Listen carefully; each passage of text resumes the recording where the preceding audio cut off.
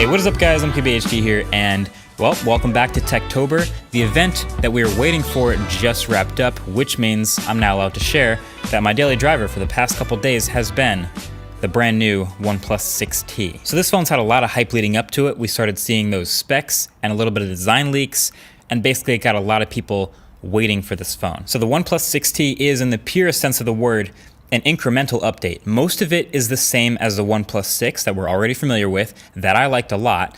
And then you could consider this a bit of a design refresh a couple months later. So they took the OnePlus 6, which is already a pretty solid and well-liked phone, and then made some upgrades and some tweaks to things that they felt could be better, and they took it up a notch.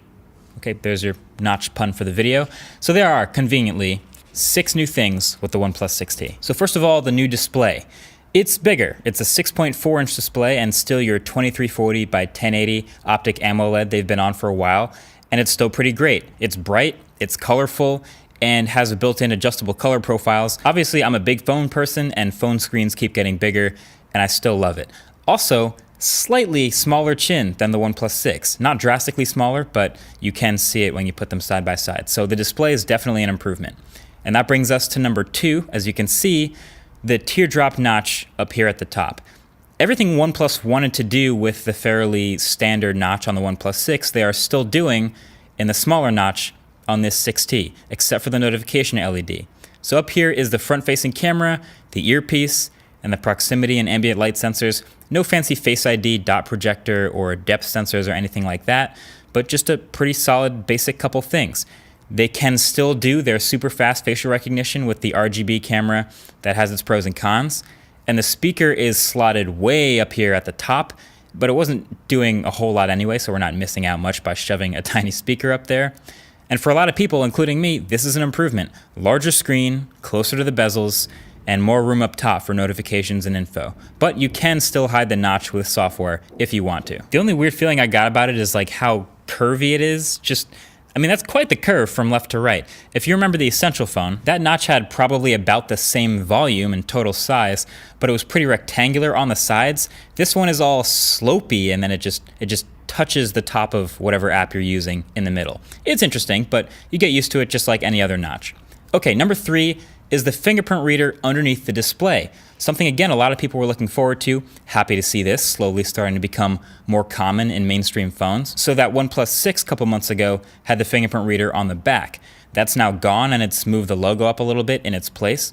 And you can now unlock your phone by just touching the glass. I've left it enabled the entire time I've been using it, and I'd say it's faster than that first gen from the Vivo phone I first tested a couple months ago, but still slower than the gold standard of like Touch ID or a lot of the physical fingerprint readers. It's just somewhere in between. It's not instant, but it's just a little beat of you unlocking your phone. It's getting there. You can't really just touch your finger to the screen and then remove it quickly and get to using the phone. It'll still tell you you're going too fast, but if you leave it there for a beat, you're in pretty quick. The animation is pretty corny, I think, and there's 2 others you can pick from in the software.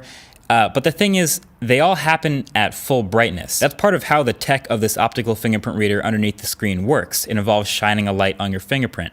So even though it's an OLED and they can keep all the pixels black and the clock is dim to save battery, the fingerprint reader, when it reads your finger, goes to max brightness, and at night that can be kind of annoying. Basically, I was hoping there could be an even more subtle animation than the 3 that were provided. Also, that means that unlocking the phone at night, or when it's dark specifically, is kind of annoying. I know it's definitely nitpicking at this point, but think about it. I have both Face Unlock and fingerprint unlock enabled. At night, when it's dark, the Face Unlock camera, which just uses the RGB camera, doesn't work very well. So you have to use the fingerprint, and then when you use the fingerprint, it shines that full brightness light that kind of bleeds around your finger into your face, which is kind of annoying. I know that's, again, super minor, but this is the kind of stuff you notice when you use a phone every day, so I'll mention it. Number 4 is the new battery. So while the phone is pretty much the same size, this is OnePlus's biggest improvement on paper, going from a 3300 to a 3700 milliamp hour battery. That has been awesome in practice for the endurance of this phone. The 6 was already pretty good, but I'm now getting pretty consistently 5+ hours of screen on time. One of the days I had nearly 6 hours with 10% left. So it might not be a 4,000 milliamp hour cell, like it isn't the biggest number on paper, but this improvement, thanks to the 1080p OLED and pretty clean software, has this basically my battery champ this year so far. And it still has that incredibly fast charging. So that is impressive. Then number 5, it's true, the headphone jack is now gone on the 6T. Even OnePlus is getting rid of the headphone jack. A moment of silence for its loss. So yeah, it's 2018. Pretty much only Samsung and LG are left still riding that headphone jack train. And it's kind of interesting coming from a company like OnePlus, who we know to usually be first to listen to what users want. So when I asked them what their reasoning was for not having a headphone jack, because I got to ask them directly, they said it's the larger battery and the fingerprint reader under the screen both take up so much extra space in this same size phone that they felt it made sense to get rid of the headphone jack. So that's their words. And the number 6 new different thing is probably the best news. This phone starts at 128 gigs of storage now instead of 64, and for the same exact price as the last one, $549. So you get twice as much storage for the same starting price and this whole new design. So OnePlus is sure sticking to their guns of competitive pricing. And then that's it. Everything else about the OnePlus 6T in the software, on the surface, under the hood, materials and build, it's all the same as that OnePlus 6. Same Oxygen OS on top of Android Pie with the new gestures and all the new features OnePlus has been throwing in. Same smoothness and A+ performance that I was so happy about a couple months ago that drew me away from the Pixel. Same Snapdragon 845 and 6 or 8 gigs of RAM, so I expect it to continue to be smooth. Same colors, so it's launching with this Midnight Black or Mirror Black, which means you may still want to toss on a skin from our sponsor dbrand. This Matrix Black they have happens to look pretty damn good, and now you won't see nearly as many fingerprints, so kind of a win-win there. And OnePlus still took the shortcuts they took last year, so no wireless charging, for example, even though it's a glass back phone. And it's the same exact camera, the hardware, sensor, and lens and everything, as the OnePlus 6. So you can see photos from last year's phone. They are going to start to look better with each round of software updates. They're learning a lot from Pixel and iPhone's HDR techniques and building them in here. Plus a new night mode is here that does more with longer exposures and dark scenes. But of course, all these changes are also coming to the exact same OnePlus 6 camera, since it's just a software change. And they kept, of course, one of the most important things about the 6, which was the starting price.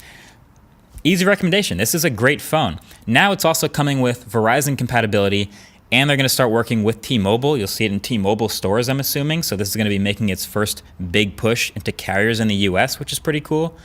Yeah, there's a lot going for this phone. It's continued to impress me, even though they got rid of the headphone jack, which is a bummer for a lot of people. But it's been impressive how much they stick with the fast and smooth mantra through their phones. These have been consistently the fastest phones I use for the past couple years, which is great, and that's a function of how much they care about software. So I have no problem recommending OnePlus 6T. This is just the OnePlus 6 in a prettier, higher tech package with a bigger battery for the same price. Can't really go wrong there. So that's been it. What do you think? Is this your next phone? Let me know. Thanks for watching. Talk to you guys in the next one. Peace.